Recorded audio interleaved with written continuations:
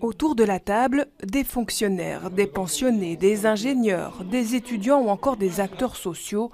Mais comme le dit l'un des slogans du parti, chez Collectif Citoyen, pas de vedettes, juste des citoyens qui veulent faire de la politique autrement. On se rend compte qu'il y a quand même des choses qui ne marchent pas, qu'il y a quand même une professionnalisation de la politique, qu'il y a des cumuls de mandats. Je prends que ces deux cas-là.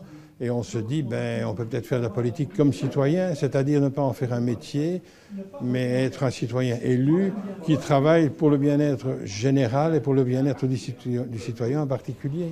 La majorité des candidats se présentent donc pour la première fois à un scrutin, mais tous ne sont pas forcément novices en politique.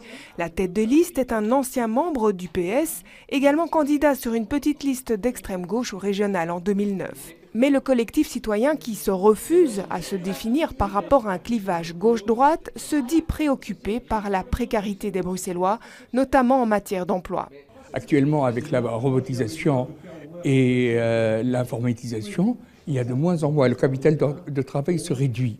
Donc que devons-nous faire? Nous devons faire un partage du temps de travail pour que tout le monde ait accès à l'emploi et que la majorité, que le chômage puisse diminuer en fonction de ce partage, grâce à ce partage-là. 12 candidats composent la liste du collectif citoyen, un collectif qui ira seul au scrutin, pas question de s'associer à un autre parti pour augmenter ses chances d'obtenir un élu.